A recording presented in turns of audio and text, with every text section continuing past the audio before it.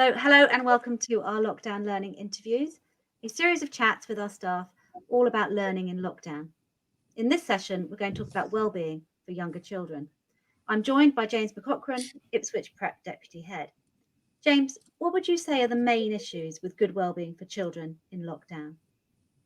So there's been a huge change, obviously, going from being in a school environment to being back at home. So I think a lot of children are finding the isolation away from friends, the social interaction, all of those things that they would have done in a school environment, sport, music, drama, all of those things, playtimes aren't there at the moment. So from a well-being point of view, we're trying to keep the children remembering that there's lots of things they can do and feeling part of the community as much as possible in the activities we do.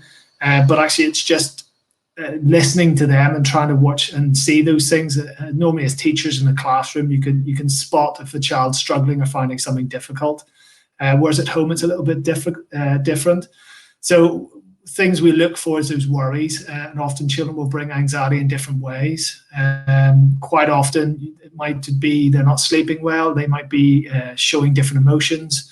It could be that actually they're just not, their behaviors have changed in some way, they're a bit quiet, they might be withdrawn.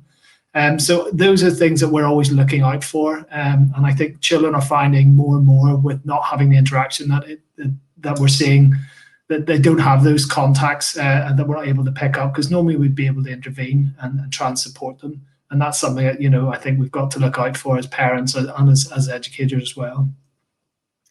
And what would you say can be done to help children with their well-being at the moment? So really integral, I think, is we are working in terms of trying to teach the children. They need to have a good structure, they need to have a good routine. School brings routine with a lot of the children in this age group. Routine is safety, it's comfort knowing what's coming up, and children like to know. So having a routine that's predictable, knowing when they're learning, knowing when there's breaks, knowing when there's lunch, knowing when there's food. I mean, it's a really important thing for children to know those things. So actually, as a family, having a visual timetable and sharing those things, I think as well as a family, if you've got particular habits or things you do as a family and times, putting that in. I think having the children really involved is incredibly important because they want to feel that their routine is as important as everybody else's. So whether that's working around a business schedule and other things, I think, if children feel that they're embedded and they're part of that, it gives them that sense of importance. Hugely important is to keep the learning going. The learning brings self-esteem or bring reward. And if the learning stays in that structure, then it's much easier for children to know when they can do the other things. I think when that gets mixed up, the children then lose that routine. It's very hard, and that actually, as a parent, becomes the time where you're actually battling to get them back on track. And I think those are really important things. I think as a family, I think as well, it's about having those times away. So when you're not doing the routine and the structure, making sure you regularly talk to your child. It doesn't have to be the big one-off conversation every day. I think a lot of drip feeding is better because you'll pick up little things of how their day's going, and actually you might pick up if they're feeling worried or anxious about anything. I think often making sure you family time, having important moments where you spend time together, whether that's with work or away from work, trying to arrange sometime you go for a walk or go and play in the garden or do something.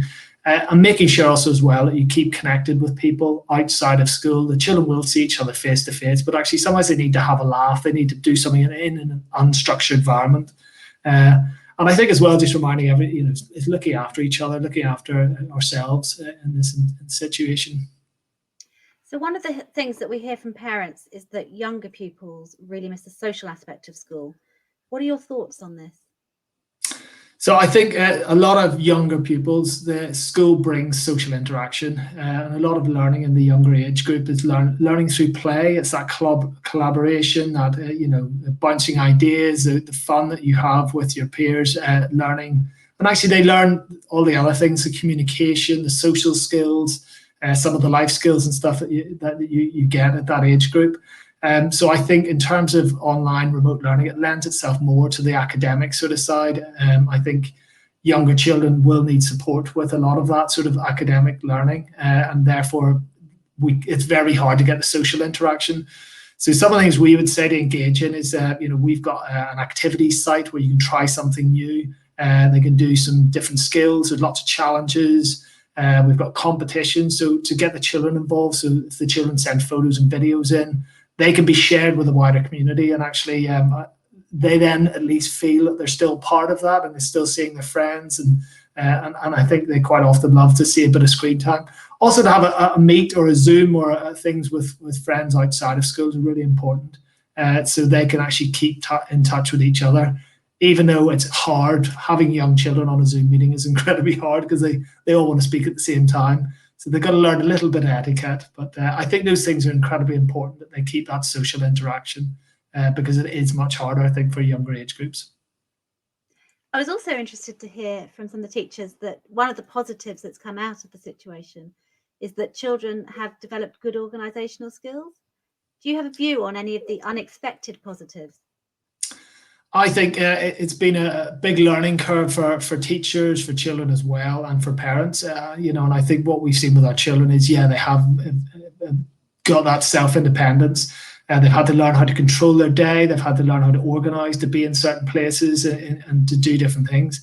As a person who's involved in the computing side of school, I mean, the technical skills of our children has really jumped quickly. We're seeing years 3 and 4 having technical skills of what we would normally associate with a year 5 and 6 child. I think with that, we've had to do, obviously we have to link our online safety to make sure that they're aware of the things that they're doing online. But I think, we're seeing them communicate. We're seeing the research skills jump up. So they're able to use multiple programs and different ways of media to communicate with each other, which is a fascinating and wonderful skill to have at such a young age, which sets them up in a way for later life.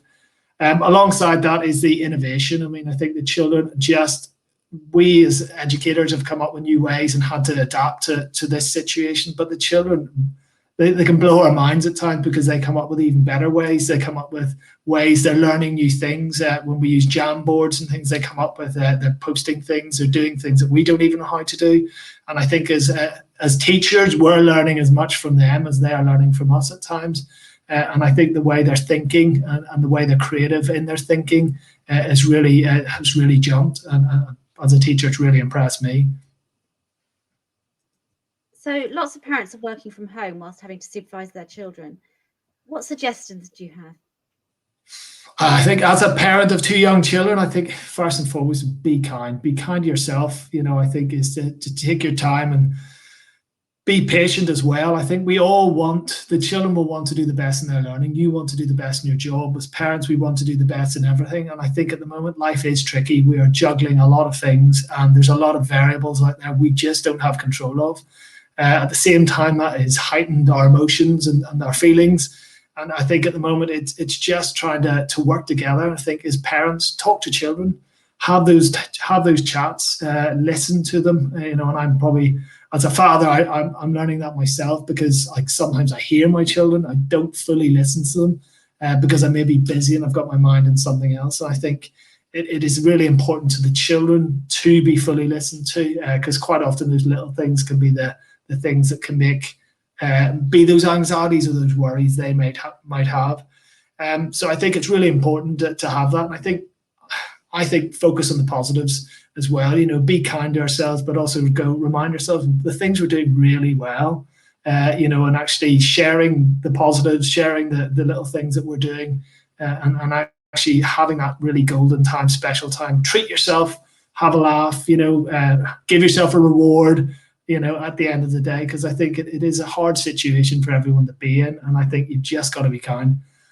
As a teacher as well, I would sometimes say, if it's not working, if somebody's struggling or finding it hard, is stop, take a break, do something different, come back later, because not every day is every child going to be able to achieve the way they want to, and I think we just got to be realistic. This is a bit of a roller coaster ride of emotions, and I think the only way to get through it is to support each other and be there for each other. It's been really heartening to see how much schools and teachers have been appreciated throughout the lockdown. Do you have any observations on the strength of the connection between parents and schools? Absolutely. I think it's integral, the role that parents are playing, and also with what they're doing in their outside lives with work and balancing life and all their other commitments. What we have established in terms of our remote learning is only been able to happen because of the amazing ability and time the parents have put into it. The children are at home. The children are using some tricky technical systems and devices that getting them set up took a huge investment from parents. We're now benefiting from that because the children are established, they're in a routine, they know how to use the technology. As teachers, we can then develop and establish and move on our teaching and our educating of them. We can push projects. We've got children now in things like virtual meets, breakout rooms, working in virtual networking groups. And the only way that happens is if you've got an amazing body of parents who've taken in the communication, worked to get everything set up, going through passwords, dealing with Wi-Fi issues, all the little variables that get thrown at us every day. And we've got some parents that technology brings fear for them. They've had to upskill and, they've worked brilliantly alongside our IT team, alongside the teachers, alongside the senior management of the school and the office staff. And we now are seeing huge benefits because the children have a really good platform for learning. And I think that the success of that comes from the parents want the children to do their best and achieve their best. We want the children to do their best and achieve their best. And by working together, that's happening. So well done to them. Thank you. That's such a lovely message to end on. So that's it from us. Thank you and goodbye.